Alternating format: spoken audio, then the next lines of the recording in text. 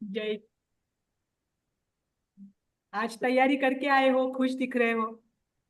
नहीं, आई don't no. अच्छा, इसी यस, वजह से तैयारी हंस तो रहे हो की कि है। तैयारी नहीं हुई है। नहीं, तैयारी की है, then I am just little nervous, that's all. नहीं, कोई नहीं, कोई नहीं। आपने पूरा पढ़ा है अहिंसा अनुव्रत? हाँ, आई मीन, यस। ठीक है। आपने जो नोट्स में दिया वो पढ़ा है, एंड देन उसमें से मैं मन से भी पूछ सकती हूँ कुछ भी। हाँ, तो मैं अपना ब्रेन प्रोसेस करूंगी, I try and do that. ठीक है, मुझे बताइए। चार प्रकार की हिंसा होती है ना? उसमें अहिंसा अनुव्रत में एक हिंसा के नियम होते हैं। नियम, प्रत्याख्यान होते हैं। तो वो कौन सी हिंसा होती है जिसके प्रत्याख्यान किए जाते हैं? चार प्रकार की हिंसा बताए आपको। नो। ओहो। चार प्रकार की हिंसा कौन बताएगा? हम बताएं मैडम। जी। अनिल जी, आप बताइए। आरंभी आरंभ हिंसा। हिंसा, हाँ। आरंभी संकल्प हिंसा। हिंसा, मैम मुझे विरोधी। संकल्प पता है। संकल्पी संकल्प हिंसा, आरंभी हिंसा। हिंसा। आरंभी हिंसा में तीन भाग है, तीन प्रकार के होते हैं। नहीं नहीं, पहले एक पहले चार बताइए गृहरंभी। ना। नहीं, पहले चार बताइए। पहले चार पहले बताइए ना। हाँ। ओके, संकल्पी हिंसा, आरंभी हिंसा, अ, गृहरंभी हिंसा। गृहारंभी मतलब ही आरंभी। हाँ, and then I tell you, उदयमी हिंसा, उद्यमी। हाँ। उद्यमी जब हिंसा, एंड विरोधी इसमें हिंसा। कौन? विरोधी, हाँ। तो इसमें हिंसा कौन से नियम से श्रावक को प्रत्याख्यान होते हैं? कौन से हिंसा का त्याग आवश्यक होता है? कौन से हिंसा का क्या हो?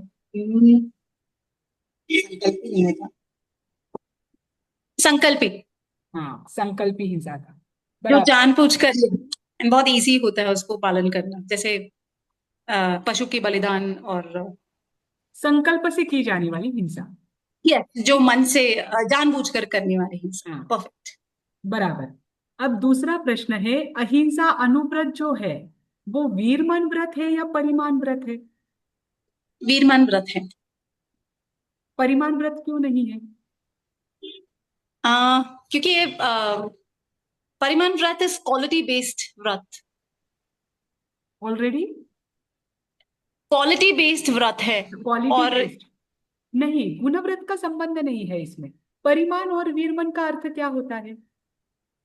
वीरमन यानी त्याग, हाँ, इसका त्याग बराबर। करना वीरमन होता है। और परिमन, आई एम नॉट श्योर। परिमान का अर्थ क्या होता है? परिमान इज रिजल्ट। नो, मर्यादा। वो परिणाम है। मर्यादा। जिसे आप रिजल्ट कह रहे हो ना, वो परिणाम है। ये परिमान है। परिमान का अर्थ होता है मर्यादा। मतलब मर्यादा में रहना। Limitations, limitations. यस। है ना? तो ये वीरमन व्रत क्यों है? क्योंकि हिंसा में आप लिमिटेशन नहीं रख रहे हैं। कोई कुछ कुछ प्रकार की जो हिंसा है उनका पूर्ण रूप से आप त्याग कर रहे हो, इसीलिए ये वीरमन व्रत है।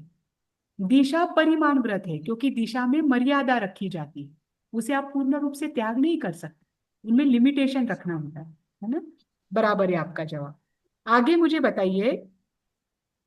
अहिंसा अनुव्रत के जो पांच अतिचार है उसमें से कोई भी दो अतिचार के नाम और उनका अर्थ बताएं। पांच अतिचार के नाम। मुझे पांच पांच अतिचार में से कोई भी दो बताओ। हाँ, इसमें जानवरों को मारना पीटना, हाँ। एंड जीवों को, जीवों जानवरों को मारना पीटना, उनको, उन्हें उनके अंग काटना, और उनके अंग काटना और बदिया करना, एंड उनको अंग काटना और बधिया करना, दैट्स व्हाट इज रिटन। क्या एंड करना? अंग काटना अंग और? काटना, हाँ। अंग काटना और बधिया करना। बधिया करना is just cutting of their reproductive organs, is that true? And making them मैं मोर शब्द ही पहली बार सुन रही हूँ। ओके, यही लिखा है आपके अच्छा, नोट्स मुझे में, देखना लिखा है। पड़ेगा। नहीं, मुझे देखना या पड़ेगा। हाँ, या एंड ठीक है। देन अंग, उनको अंग खाना अंग। पीना या देखकर भूखा रखना। हाँ। तो या उसके लिए नाम आते एंड हैं बंदे, वहे, छवि छिए, ऐ भारे और भत्तपान विच्छे। मैम ये नोट्स में नहीं दिया है। अच्छा, तो पर लेक ध्यान रखना। आई एम सॉरी। हाँ, पर ये कहाँ से, T how study so difficult okay anyways. Lake Tekapo. नहीं, कोई नहीं, कोई Acha, the one she sent us the video of the entire place. समीक्षा जी, आपका म्यूट कर दीजिए। That you have to take a drive from Queenstown again. हाँ, मुझे एक बात बताइए, अहिंसा Okay. अनुव्रत और अहिंसा महाव्रत में क्या अंतर है? Ahimsa anuvrat is a smaller version of mahavrat, यानी आसक्तियों का त्याग करना, पूरी तरह से त्याग करना महाव्रत होता है। आसक्तियों का आंशिक तरीके से त्याग करना अनुव्रत होता है। Anu is the smaller version of the mahavrat. अच्छा, और महाव्रत कितने कोटि से लिया जाता है और अनुव्रत कितने कोटि से लिया जाता है? कोटि। हाँ, बस कितने करण कितने Okay. योग से लिया जाता है महाव्रत, और अनुव्रत कितने करण कितने योग से लिया जाता है? Sorry. हाँ, hikes तो नहीं होगा. I have a kid. हाँ. Which way you think we can do the hike? मुझे प्रश्न का जो कोटि और योग आई ठीक है, रियली मैं डिड बोलती नॉट। हूँ। जैसे हाँ, 3 हाँ, करण understood. हैं। Like कोई समीक्षा जी आपका ऑन है क्या? you had been to a hike, no? I think Divya was video calling us समीक्षा from जी, there. Which समीक्षा जी आप म्यूट कर दीजिए। एक मिनट, मैं ही Okay, इधर से उनको okay. म्यूट करती हूँ, एक minute. What place was it?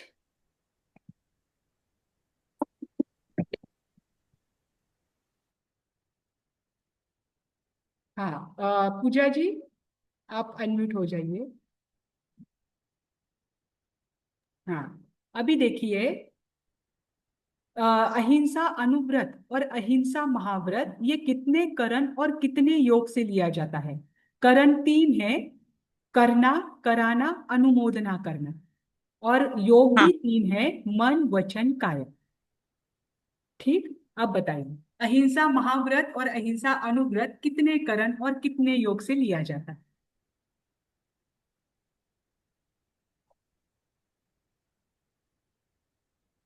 I have no clue. I have no clue, sorry. चलो, कौन बताएगा अहिंसा महाव्रत कितने करण कितने योग से लिया जाता है? मैं ट्राई करती हाँ, हूँ. स्वरूप जी बताइए। हाँ, ट्राई कर सकते थे, एक मिनट। हाँ, स्वरूप जी, आप पूजा जी ट्राई कीजिए, अगर आपका नहीं आता है तो स्वरूप जी बताएंगे। हाँ, पर ट्राई करना यानी आई आई मुझे ये प्रश्न तो समझ में आ गया, but I don't know where to answer. Like जैसे कितने टाइप के जैसे जैसे अहिंसा महाव्रत है, तो जो साधु हाँ, जी होते हैं उनके कितने कितने करण से लेते हैं? मैं करूंगा भी नहीं, कराऊंगा भी नहीं, अनुमोदना भी नहीं करूंगा, मन से भी, वचन से भी, काया से भी। तो वो कितने करण ओके कितने योग से महाव्रत लेते हैं? और श्रावक जी है, वो कितने करण कितने योग से लेते हैं? Okay. I don't think I can, I pass it on to Swaroop. Okay, बोलिए स्वरूप जी।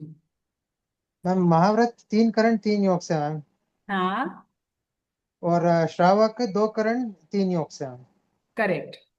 महाव्रत पूरी तरह से उनके प्रत्याख्यान होते हैं, तो वो करेंगे भी नहीं, कराएंगे भी नहीं, और करने वालों की अनुमोदना भी नहीं करेंगे। मन से भी नहीं, वचन से भी नहीं, और काया से भी नहीं। इसलिए साधु जी के महाव्रत 3 करण 3 योग से होते हैं। उसे कहते हैं 3 × 3 = 9। तो 9 कोटि से उनके प्रत्याख्यान होते हैं, है ना। और श्रावक जी जो है, वो करते नहीं है, कराते नहीं है, लेकिन अनुमोदना का कहीं ना कहीं दोष उनको लगता है, क्योंकि वो गृहस्थ में है। इसीलिए वो 2 करण और 3 योग, इनसे उनके ज्यादा से ज्यादा प्रत्याख्यान होते हैं। तो 2 करण और 3 योग कहा तो 2 × 3 = 6। 6 कोटि से श्रावक जी के प्रत्याख्यान हैं। ठीक हुआ आपका? आपके 5 प्रश्न हो चुके हैं। हो चुके हैं। Oh my God. हाँ, अभी समीक्षा जी, समीक्षा जी। मैम ये जो प्रश्न उत्तर है ये इंग्लिश में नहीं हो सकता, बिकॉज मेरा my brain takes a while to process Hindi to English, और ये फिर ये योग एंड ये आपने नोट्स में इतना ही देखो, दिया मैं है, आपको 3 इंग्लिश में भी प्रश्न पूछूंगी ना, तब भी वहां पर करण और योग के लिए करण और योग ही शब्द रहे।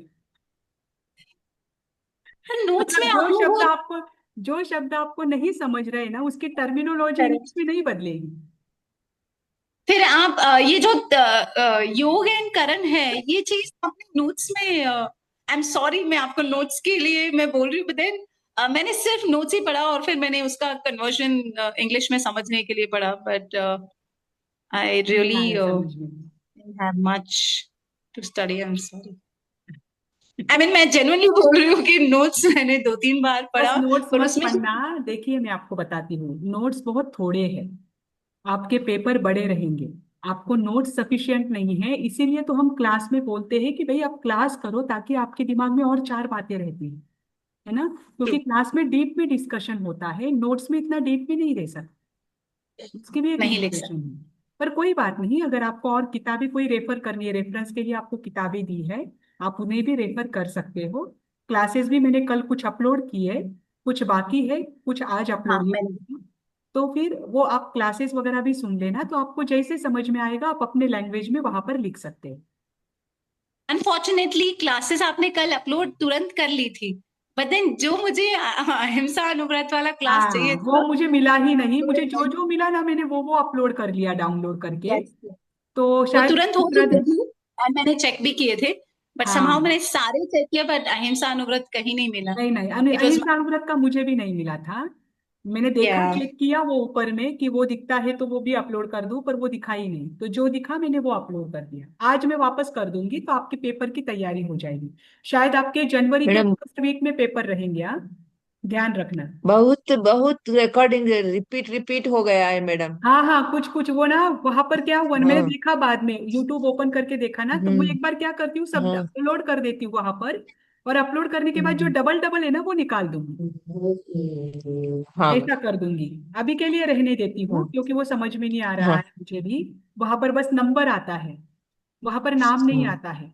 तो इस कारण से मुझे वो जब मैं अपलोड करती हूँ ना उसके बाद ध्यान में आता है अरे ये पहले गया हुआ, इसीलिए ये अभी रहने देती हूँ। जब मैं चेक करूंगी ना तब मैं डिलीट कर दूंगी। जी अनिल जी, आप कुछ बोल रहे थे। आपका म्यूट है अनिल जी, एक मिनट एक मिनट। हाँ, अनम्यूट कर दीजिए। मैं कह रहा था मैडम कह रही थी ना कि वो इंग्लिश वर्जन चाहिए था ना उनको कृत कार्य अनुमोदना का। हाँ हाँ हाँ। तो I will try to help her. Krit okay. माने to get by yourself. कृत मैंने किया, I have done it. To हाँ to do by myself is the krit. कार्य हाँ to get it done by others. To get it done by others, that is the krit karya. Anumodana means to appreciate in that work. If somebody या has done something, you are सहमति appreciating. देना आपको, that yes. is that is the three things. कृत कारित अनुमोदना actually आश्रम में आते हैं। There are 100 types of the ashram. उसमें आता है कृत कारित अनुमोदना। ये चार कषाय कषाय जो होती हैं वो भी आती हैं, योग भी आते हैं, और चीजें भी आती हैं, तो उसी का पार्ट है ये। देखो, आप अलग हाँ से क्योंकि पूछ। मैंने ये करण करावन अनुमोदना महाराज साहब से, आई मीन साधु भगवान से मैंने बहुत सुना है, जब ये हम्म। व्याख्यान प्रवचन देते हैं हाँ तो करण करावन अनुमोदना सुने, बट जो प्रश्न आपने पूछा और उसके लिए यही आंसर है मुझे नहीं पता। हाँ, उसे सो करण कहते हैं, या करण कहते हैं, करण यानी प्रॉपरली करने की हम क्रियाएं, क्रियाएं, करने की। है ना। तो वो उन्हें करण शब्द आता है। ये कुछ टर्मिनोलॉजी ना ये आप अच्छे से याद करके लोगे ना तो कठिन कुछ हाँ नहीं, बहुत अच्छा है। बस ये शब्द सुनने में नहीं आते हैं तो वो नया नया लगता है और कठिन लगता है ना। हाँ, थोड़ा टाइम लगता है मेमोराइज हाँ करने में। वो कुछ है, और वो रोज रोज अगर आप लेक्चर भी सुनोगे रिकॉर्डिंग भी सुनोगे ना हाँ तो आपको बाद में वो याद हो जाएगा। क्योंकि मतलब जो जैन होते हैं ना पहले से, उनको इन चीजों में बाद में तकलीफ नहीं होती, कहीं ना कहीं सुना हुआ होता है तो वो तुरंत याद हो जाता है ना। ठीक है। हम्म। समीक्षा जी। जी मैम। जय जिनेन्द्र, आपका कल इंतजार किया हमने। अच्छा। ठीक है। समीक्षा जी, आपको पता है आपका विषय क्या है। हाँ, 5 अभिगम। हाँ, अभिगम का अर्थ क्या होता है। आज ही प्रेजेंटेशन देना है मैम। हाँ, प्रेजेंटेशन नहीं, आपके क्वेश्चन आंसर से आप ही बचे हो, बाकी सबका हो गया। अच्छा, ओके। तो श्रावक के जो आचार होते हैं, जो नियम होते हैं, उनको अभिगम कहते हैं। ये अभिगम कब श्रावकों को ध्यान रखना पड़ता है इनको पालने का। पूरी जिंदगी मैम। नहीं, ऐसा नहीं। मतलब श्रावक के तो नियम गुण तो है ही, जैसे 8 गुण है, 21 गुण है, ये तो पूरी जिंदगी भर पालने के हैं। लेकिन अभिगम ना किसी विशेष स्थान के लिए बनाए गए होते हैं। तो अभिगम की व्याख्या ही ये होती है कि जब श्रावक उपाश्रय जाते हैं या स्थानक जाते हैं या मंदिर आदि में जाते हैं, जहां पर प्रतिमा आदि है, जहां पर गुरु भगवंत विराजमान है, उनके पास जाते समय जिन नियमों का श्रावकों को ध्यान रखना है उसे अभिगम कहते जी मैम। हैं ना। ठीक है। अभिगम कितने हैं? 5। कौन कौन से हैं? सचित का त्याग, अचित का विवेक, अनाचरण, अनाचरण। अ, मैं आज अनाचरण का अर्थ क्या है, पता है क्या आपको? नहीं नहीं नहीं, सॉरी मैम, एक हाँ हाँ, मिनट। कोई नहीं, बोलिए बोलिए। कल कर सकते हैं मैम मेरा प्रेजेंटेशन, प्लीज। दो तो बराबर बोल दिया आपने। आएगा, एक तो मन की एकाग्रता, लास्ट हाँ, वाला भी है। बराबर। और दो का नाम थोड़ा बड़ा है, तो आज ही तो सुबह कठिन ही लग मैंने। रहा है। हाँ, बट मैं कल, अगर आप, I know the description, but वो नाम अभी याद आने के लिए थोड़ा टाइम भी बहुत। आज मैं रेडी नहीं थी, स्पॉन्टेनियस हो गया मेरे लिए। अच्छा, कोई बात नहीं, कोई बात नहीं, कल दे देना। ठीक। हाँ, thank you ma'am, thank you so ji, much. बिल्कुल। कोई नहीं। चलो, आज हम ले लेते हैं फिर आगे का। आज आपका इनका 5 अभिगम ही ले लेते हैं, और 5 अभिगम लेने के बाद आपको वापस पूछेंगे। ठीक है मैम। ठीक है, 1 मिनट, हाँ, मुझे देखती हूँ।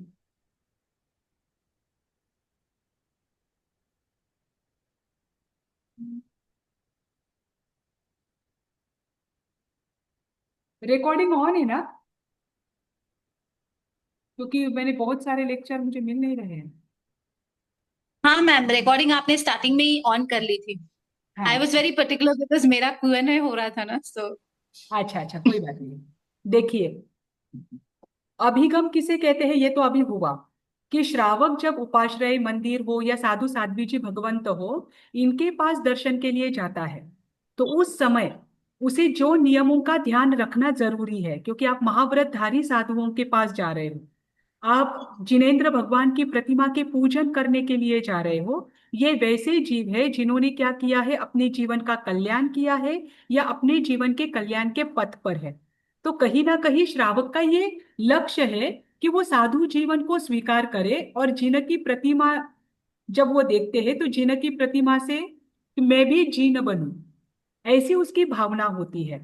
तो उच्चतम भावना के साथ श्रावकों ने जाना चाहिए, लेकिन उच्चतम भावना के लिए आपके बाहरी नियमों का पालन भी जरूरी है ना।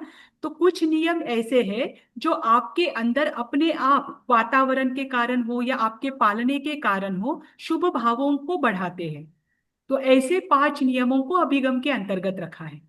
तो अभिगम की सिंपल व्याख्या है कि जब साधु साधु साध्वी जी भगवंत के दर्शन के लिए अथवा जिन प्रतिमा के दर्शन के लिए साधु जी श्रावक जी निकलते हैं, तो उस समय उनको किन नियमों का ध्यान रखना है, वे सारे नियम अभिगम कहलाते हैं।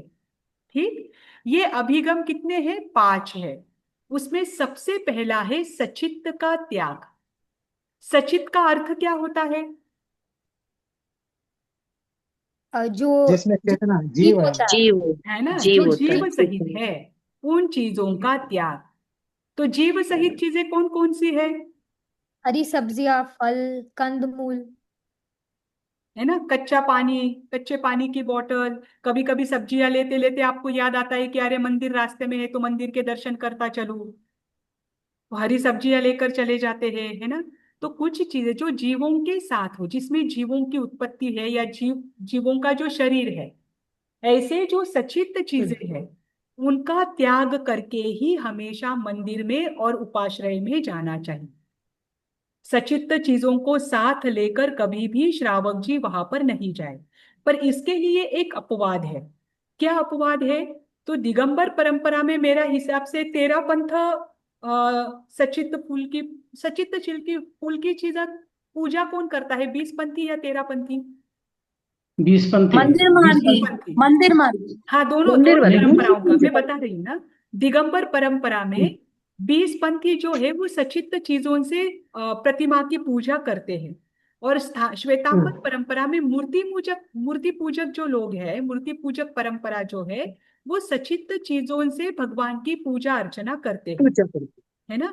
तो बीसपंथी और मूर्ति पूजक परंपरा, इन दोनों को अपवाद रूप में रखा है, पर इन दोनों के पास भी सचित्त चीजें वही जो वहां पर वो चढ़ाने वाले, उनको छोड़कर जो आपके गृहस्थ के कार्य के लिए हो या आप अपने घर के लिए कर रहे हो या बाहर से कहीं काम करके आ रहे हो, उनमें जो अगर कोई सचित्त चीज है तो वो अपने पास रखना नहीं। वो कार्य आप पूरा कर दीजिए, घर जाइए, रख दीजिए, फिर आप उपाश्रय में या मंदिर में आइए।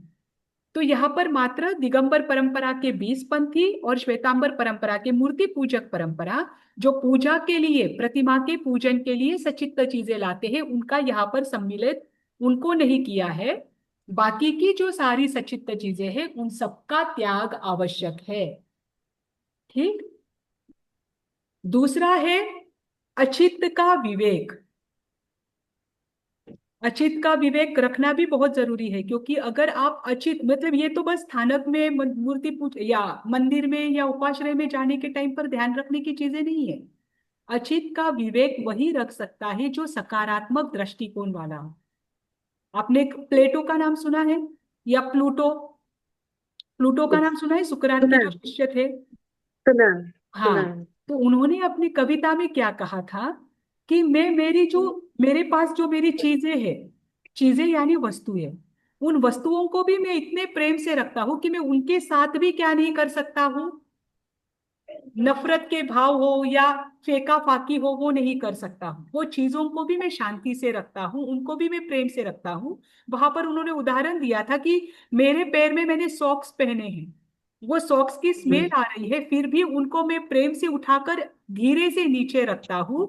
इसी से मेरी सकारात्मकता बढ़ती है और यही मेरे सकारात्मक भाव का परिणाम है। तो जो सकारात्मक व्यक्ति होता है, आप कभी अपने आजू बाजू में ऑब्जर्व करना, अगर आपके विचार या आपके पारिवारिक संबंधी कोई भी हो, आपके साथ रहने वाले व्यक्ति हो, उनके विचार शांत है तो वो प्रत्येक चीज के साथ उनका व्यवहार कैसे होता है। और वो अगर मन से अस्थिर है, अंदर में क्रोध है, तो प्रत्येक वस्तु के साथ उनका व्यवहार कैसे होता है। आप अपने ऊपर देखना, अगर आप क्रोध में हो तो आप चीजों को कैसे उठाओगे और कैसे रखोगे, और जब आप शांत चित्त हो तब आप चीजों को किस प्रकार उठाओगे और किस प्रकार रखोगे। आपने कभी भेदों को देखा है? आपने अपने कभी ऑब्जर्व किया है? इसे कहते हैं विवेक। विवेक क्या होता है वो ध्यान रखिए। जब आप प्रत्येक चीज को शांति से उठाते हो, शांति से रखते हो, तो ये आपके शांत चित्त स्वभाव का प्रतीकात्मक होता है। ठीक। तो अचित का विवेक के अंतर्गत वही बात आती है कि आप उपाश्रय में जा रहे हो। उपाश्रय में जाते वक्त आप कभी किताबें लेकर जाते हो, जो स्थानकवासी परंपरा के हैं वो अपना बेटका लेकर जाते हैं, जो मूर्ति पूजक परंपरा के हैं वे पूजा के लिए चावल आदि लेकर जाते हैं। कोई ना कोई अचित चीज आपके पास होती है ना।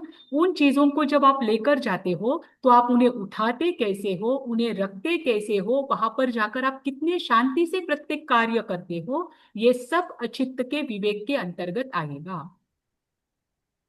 इवन आप चप्पल पहन के गए हो, शूज पहन के गए हो, तो वो भी आप जल्दी जल्दी में ऐसे ही बाहर जोर से फेंक दिया, जोर से वहां पर जल्दी जल्दी में कैसे भी तो भी रास्ते में डाल दिए और आप अंदर चले गए, क्योंकि पूजा के लिए लेट हो रहा है, प्रवचन के लिए लेट हो रहा है, तो ये भी गलत है। कोई भी अचित्त वस्तु है, उनका विवेक रखना जरूरी है। तो अचित में हर एक चीज आएगी। कभी आप स्थानक से आ गए, बच्चों को देखा होगा, कभी कभी बच्चे आते हैं स्कूल से तो क्या कर देते हैं, अपनी सीधे से किताब उठाते हैं, बैग उठाते हैं और बैग सीधा बेड पर सोफे पर फेंक देते हैं, है ना। होता है ना। ये है अविवेक। क्योंकि आपके आश्रव में जो आश्रव के 20 भेद बताए हैं, कर्मों का आश्रवन, कर्मों का आगमन आत्मा के नजदीक, आत्मा के पास कैसे होता है, उसमें लास्ट के दो क्या दिए हैं, किसी को पता है? प्रिया जी आपकी आवाज नहीं आ रही है। असुचि अ, बंडोपकरण को रखना सही और असुचि कुशाग्र मात्र न करना। हाँ, अशुचि तो नहीं आएगा वहां पर।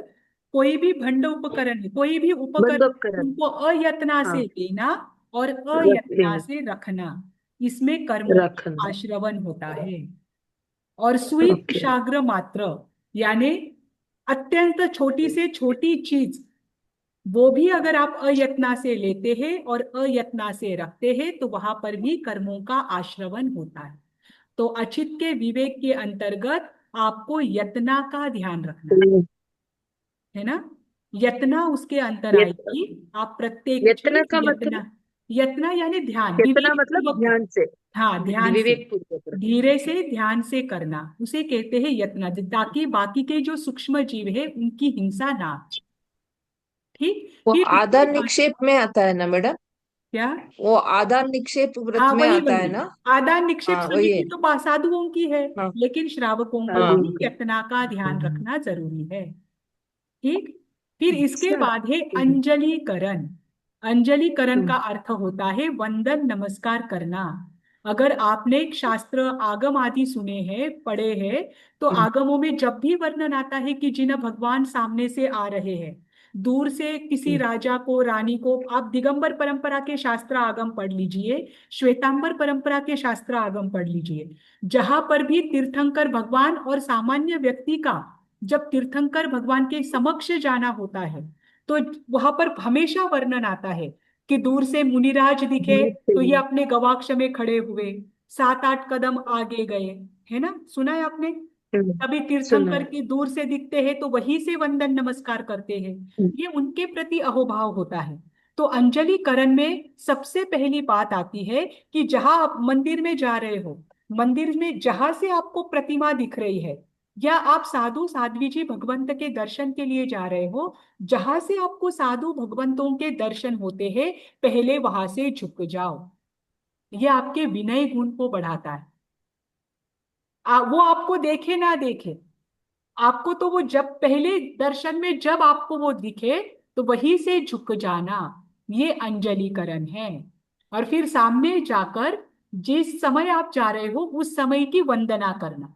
ध्यान रखना, वंदना के 3 प्रकार बताए हैं। आप कभी भी कोई भी वंदन नमस्कार नहीं कर सकते।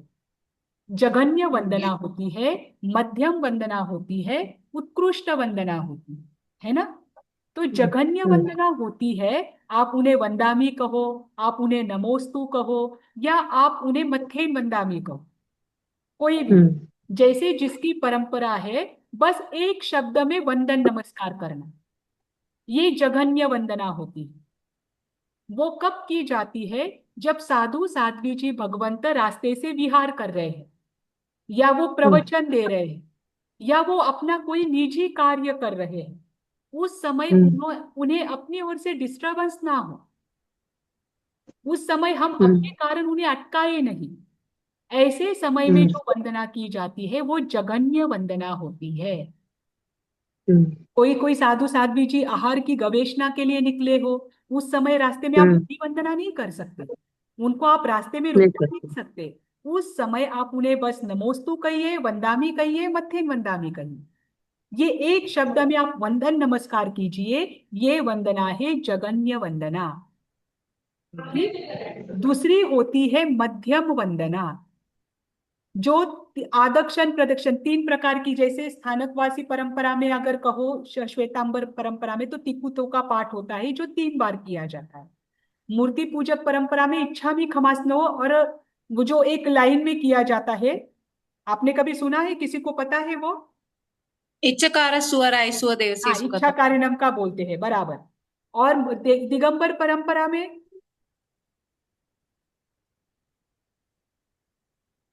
संध्या जी, मैडम वो नहीं आ रहा है वो। देखो मुझे हम बताइए, हमें। आप मुनिराज के दर्शन के लिए जाते हैं, है ना, तो हाँ, मुनिराज के दर्शन के लिए जाते हैं, बाद उसके बाद आप क्या करते हो वहां जाकर?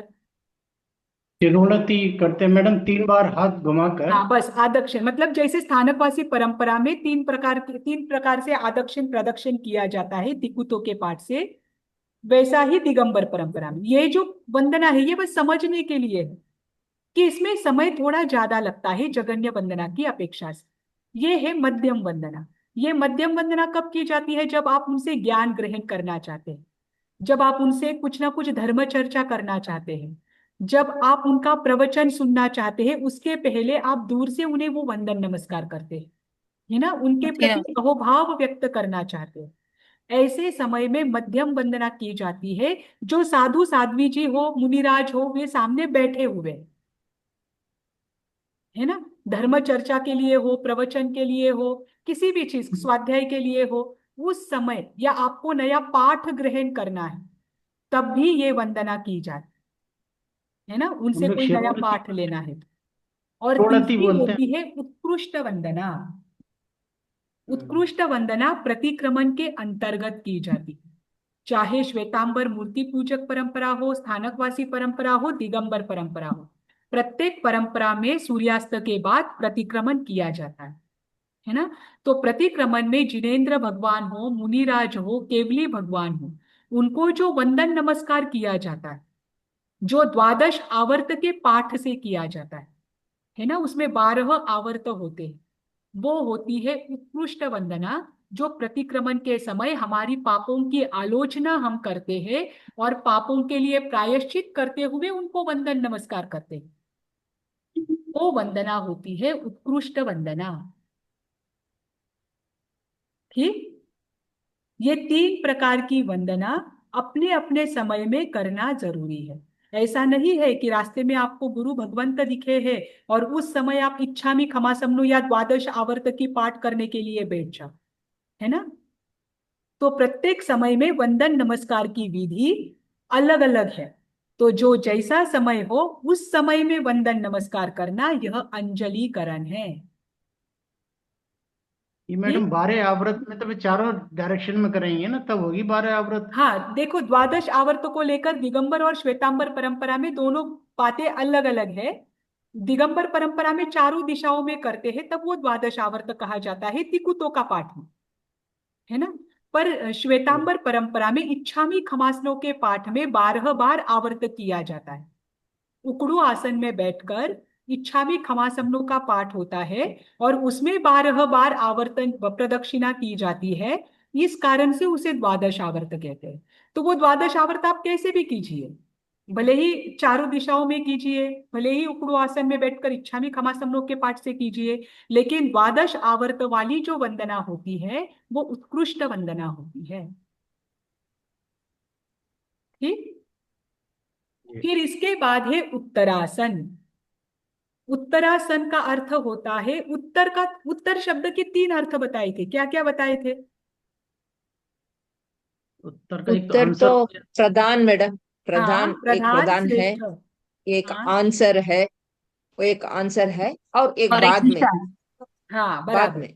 हाँ, एक दिशा। अर्थ होता है पश्चात यानी बाद में, एक अर्थ होता है समाधान यानी आंसर, और एक अर्थ होता है श्रेष्ठ।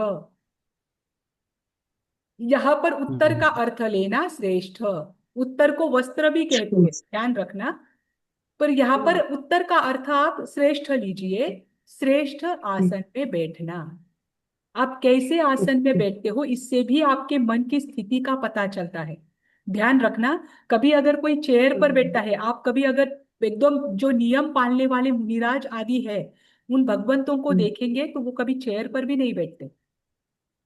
बहुत सारे मुनिराज जब उनकी उम्र हो जाती है, जब उनको नीचे बैठना कठिन हो जाता है, बैठने के बाद उठना कठिन हो जाता है, तब वे चेयर पर बैठते हैं। लेकिन तब तक वे नीचे जमीन पर ही बैठते हैं जब तक शरीर में साता है। क्यों? क्योंकि चेयर पर बैठने से अहंकार बढ़ता है। जितना आप ऊपर बैठोगे, जितना आप जमीन से जुड़कर रहोगे, उतना आप विनयवान रहोगे और सहज रहोगे, है ना। तो एक तो वो बैठते नहीं है। अगर आपने कभी ऐसे लोगों को देखा, आप लोगों को ऑब्जर्व करना, निरीक्षण करना।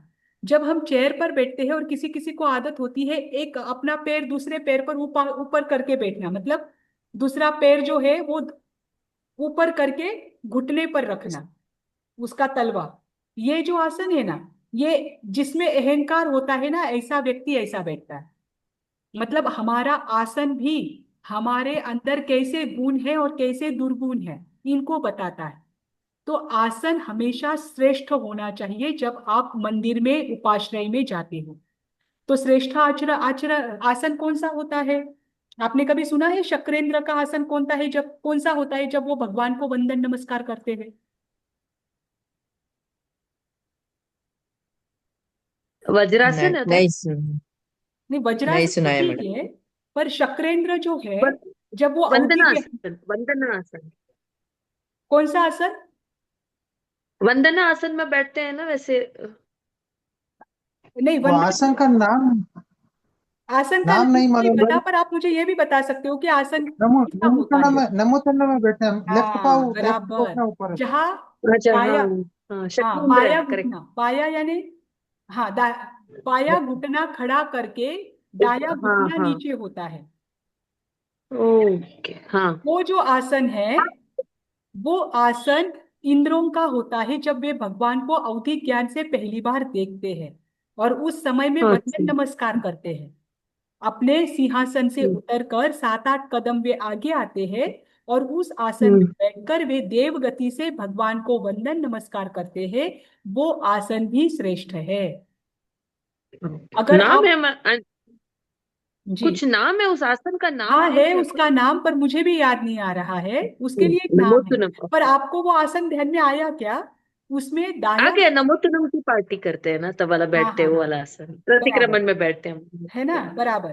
तो वो जो आसन है ना, हम्म, वो ज्ञान को प्राप्त करने के लिए, देखो उसमें एक घुटना नीचे, एक पैर नीचे होता है। वज्रासन में बैठने के बाद मैडम बाया घुटना मैडम खड़ा कर हमें देना। तो मैडम हमें तो वंदना के लिए, भगवान की वंदना के लिए गवासन में बैठते हैं मैडम। कौन सा आवाज आसन? गवासन बोलते हैं गोवासन, हमारे। गवासन गवासन गोवासन। वो कैसे होता है भगवान मुझे? के दर्शन। हाँ, हाँ गवासन कैसे होता है? हाँ, वो गवासन गवासन, कैसे मैडम? गवासन तो ऐसा एक लेटे एक करते हैं। एक मैं वो एक घुटना एक हाँ, घुटने के ऊपर ये आके बराबर, रख के। ये वंदना का आसन है। जो 5 हाँ, पदों की वंदना का वंदना आसन है। की जाती है, हाँ वो आसन है। हाँ, और ये, वंदना। हाँ हम्म हाँ, ये भी आसन सही है ना। जो भी श्रेष्ठ आसन है ना, जो ज्ञान प्राप्ति हम्म, करने के लिए योग्य है, जिससे आप ओके। झुक सकते हो, जो आपके झुकने का प्रमाण देते हैं, ऐसे आसन में आपका अहंकार नहीं बढ़ता, ऐसे आसन में आपका विनय बढ़ता है। यस। तो विनय बढ़ने के कारण आप ज्ञान प्राप्ति के लिए योग्य बन सकते हैं। इसीलिए जो श्रेष्ठ आसन है, उस आसन में ही मुनिराज के सामने या प्रतिमा के सामने बैठे। और अगर आप इन आसनों में नहीं बैठ सकते हो तो सुखासन में बैठे। ये जो है ना, ये सुखासन है। यहाँ पर ये इमेज दिखा, नॉर्मल। ये सुखासन में बैठे हैं। तो अगर आप कोई आसन में नहीं बैठ सकते तो आप सुखासन में बैठ जाइए। पर बाकी के शोक आसन, सर को हाथ हम्म लगाकर बैठना, पैर लंबे करके हम्म बैठना, पैर को कैसे भी फैलाना, किसी भी आसन में झुककर बैठना, ये भी बहुत महत्वपूर्ण बात है। जब भी साधु साध्वी जी भगवंत के पास जाए या मुनिराज के पास जाए या प्रतिमा के दर्शन करे, जितना हो सके स्ट्रेट बैठो, सीधा बैठो। तो इससे आपका मन एकाग्र होता है। जैसे आपके दिमाग में विचार आने शुरू होते हैं ना, आप झुकना शुरू कर देते हो। यस। तो झुकने का अर्थ ही होता है कि आपके दिमाग में बहुत विचार चल रहे हैं, है ना। तो स्थिर बैठना, स्थिर आसन में स्ट्रेट बैठना, झुकना नहीं, और श्रेष्ठ आसन में उनके सामने बैठना, ये उत्तरासन है। और लास्ट है मन की एकाग्रता। मन एकाग्र कहाँ पर हो? धर्म चिंतन में, उनके शब्दों में। वो क्या बोल रहे हैं, वो क्या चर्चा कर रहे हैं, उसके पास हमारा पूरा ध्यान हो, ये है मन की एकाग्रता। ठीक, ये 5 ठीक अभिगम है। हैं।